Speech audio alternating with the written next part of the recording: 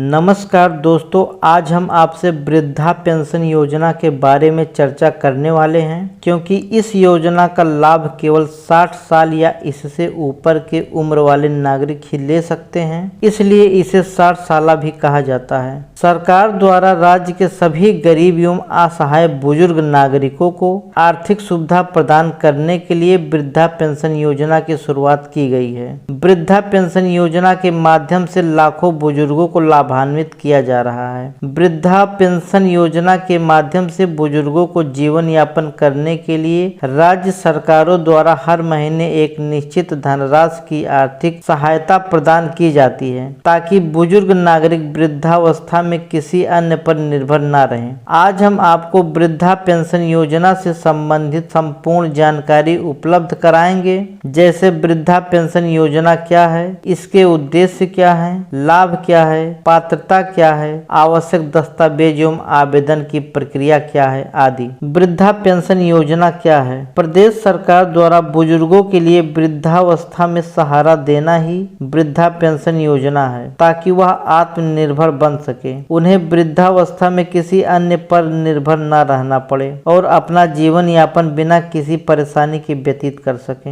वृद्धा पेंशन योजना का उद्देश्य क्या है? वृद्धा पेंशन योजना का मुख्य उद्देश्य राज्य के सभी वृद्ध एवं बुजुर्गों को आर्थिक सहायता प्रदान करना है ताकि वे अपने जीवन यापन के लिए किसी पर निर्भर न रहें। इस योजना के अंतर्गत प्रदेश के बुजुर्गों को पेंशन के रूप में कुछ धनराशि दी जाएगी जो सीधे उनके बैंक खाते में ट्रांसफर कर दिया जाएगा। वृद्धा पेंशन योजना के लाभ। वृद्धा पेंशन योजना के माध्यम से राज्य के गरीबी रेखा से नीचे जीवन यापन करने वाले 60 वर्ष या इससे अधिक आयु के बुजुर्गों को आर्थिक सहायता के रूप में पेंशन का लाभ प्रदान किया जाता है। अलग अलग राज्यों में वृद्धा पेंशन की धनराशि अलग अलग है। जैसे उत्तर प्रदेश वृद्धा पेंशन योजना के अंतर्गत लाभार्थियों को हर महीने 1000 रुपए की धनराशि प्रदान की जाती है। उत्तराखंड में वृद्धा पेंशन की धनराशि 1500 रुपए है। बिहार में वृद्धा पेंशन की धनराशि 400 रुपए है। मध्य प्रदेश में वृद्धा पेंशन की धनराशि 500 रुपए है। पंजाब में वृद्धा पेंशन की धनराशि 1500 रुपए है। हरियाणा में वृद्धा पेंशन की धनराशि 1800 रुपए है। केरल में वृद्धा पेंशन की धनराशि 2000 रुपए है। तेलंगाना में वृद्धा पेंशन की धनराशि 1000 रुपए है। झारखंड में वृद्धा पेंशन की धनराशि 1000 रुपए है। दिल्ली में वृद्धा पेंशन की धनराशि 2000 रुपए है एवं 70 वर्ष से अधिक व्यक्तियों को 2500 रुपए दिया जाता है। इस तरह से सभी राज्यों में